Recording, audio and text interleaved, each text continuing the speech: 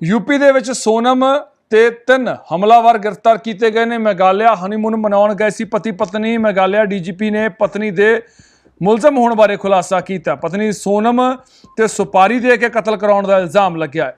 ਸੋਨਮ ਦੇ ਪਿਤਾ ਨੇ ਆਪਣੀ ਧੀ ਨੂੰ ਖੁਦ ਬੇਕਸੂਰ ਦੱਸਿਆ। ਹੁਣ ਤੱਕ ਇਸ ਕੇਸ ਦੇ ਵਿੱਚ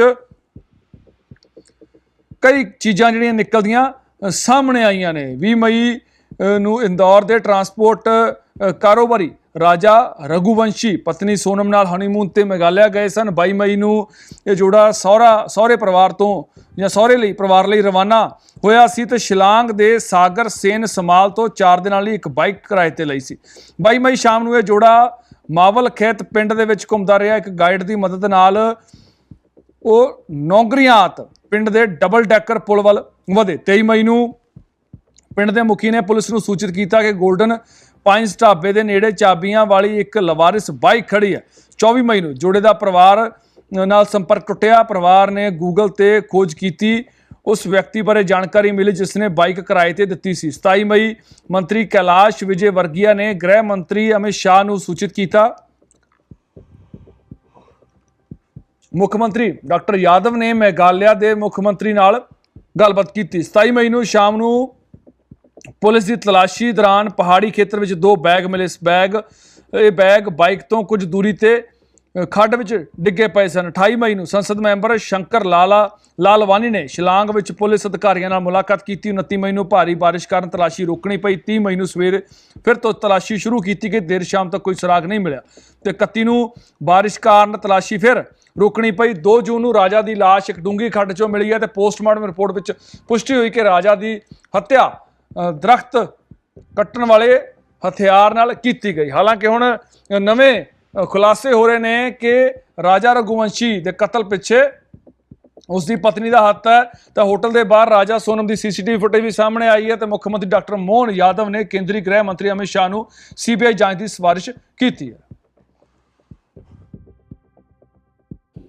बिल्कुल सही की है और वाकई सीबीआई जांच होना चाहिए। ये मैं तो इस बात को कहूँगा कि ये बहुत बड़ी घटना है और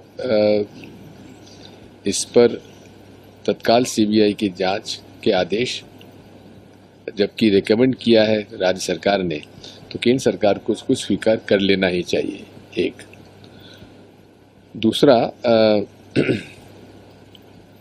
मैं अपनी ओर से राजा रघुवंशी के परिवार को अपनी संवेदना व्यक्त करता हूं और उनके साथ ये हादसा हुआ है इसका मुझे बहुत देखा मैंने आज उसमें कि हिंदी बोलने वाली हिंदी भाषी लोग उनके साथ कुछ घूम रहे थे। तो ये भी एक चिंता का विषय कि आखिर वो सोनम गई कहाँ, उससे कोई कांटेक्ट नहीं हो पा रहा। सोनम का परिवार क्या कहता है ये भी एक जांच का विषय है। सोनम अपने को मिल गई है तो गाजियाबाद कोई होटल थी वहाँ पे, होटल के पास में वो होटल वाले से उसने फोन लगा के उसके भाई को बोला है। होटल पे उसके भाई होटल वाले ने फोन दिया है उसको सोनम को, तो क्या बोलते हैं उसके भाई से बात हुई फोन पे, ठीक है ना। इसके बाद में हमको 5 बजे सुबह 5 बजे हमको पता चला है। हाँ गोविंद जी शिलोंग में है। शिलोंग में थे, शिलोंग से निकल चुके हैं वहाँ के लिए, शिलोंग से निकल चुके हैं। 7 बजे 7:30 की उनकी फ्लाइट थी, 11 बजे वो हम पहुँच जाएंगे सोनम के पास में। तो ये जो आपके पास जो आपकी बात हुई थी तो वो गोविंद ने क्या कहा था, पूरी क्या बात बताई? गोविंद ने बस इतना ही बोला था कि पापा बिट्टी मिल गई है, मैंने छोरी मिल गई अपनी सोनम, और वो बहुत ज्यादा रो रही थी। हाँ। अच्छा कौन लोग साथ गए? अपील करना चाहेंगे आप? सरकार से मेरी यही एक ही हाथ जोड़े की निवेदन है कि सीबीआई की मेरे को जांच चाहिए, माने चाहिए, वो मैं पीछे नहीं हटूंगा उस चीज से। वो गलत बोल रही है। क्यों? वो इसलिए गलत बोल रही है क्योंकि वहाँ की पुलिस फंस रही है, वो पुलिस वहाँ की फंस रही है। पुलिस ने वहाँ अभी कोई जांच नहीं करी, पुलिस वहाँ की फंस रही है। और ये मैं सीबीआई की मांग इसलिए ही कर रहा हूँ ताकि कि वो पुलिस का भी हाथ है इस केस में। ये राजा के मर्डर में वहाँ की पुलिस का 100% हाथ है, ये मैं गारंटी के दावे के साथ बोल रहा हूँ ये चीज़। देखिए मेरी बात रात को गोविंद से करीब अपने 2 बजे करीब बात हुई थी मेरी, और गोविंद ने कहा था भैया मेरी सोनम से बातचीत हुई 2:45 बजे करीब, और सोनम ने कहा भैया मैं यहाँ पे हूँ अभी भी, और अपने करीब यूपी में, और यूपी में कंफर्म उसको सोनम को इसलिए नहीं था, तो वहाँ पे जो 2 लोग थे जिनके थ्रू उनने फ़ोन पे बात करी, सोनम ने थी, तो सोनम ने कहा था बोले मैं बिट्टी बोल रही हूँ, उसका नाम, घर का नाम बिट्टी है।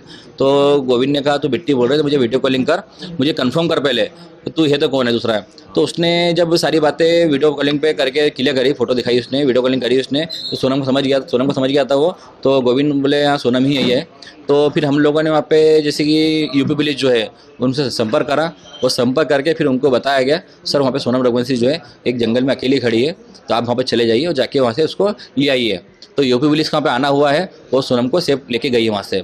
इसमें ये मीडिया में चल रहा है, तो इसमें अभी तो यूपी पुलिस बोल रही है और अपने मेघालय पुलिस बोल रही है सोनम रघुवंशी जो है उसने सिलेंडर किया गया, सिलेंडर उसने नहीं किया है, ये बात झूठ है पुलिस तो।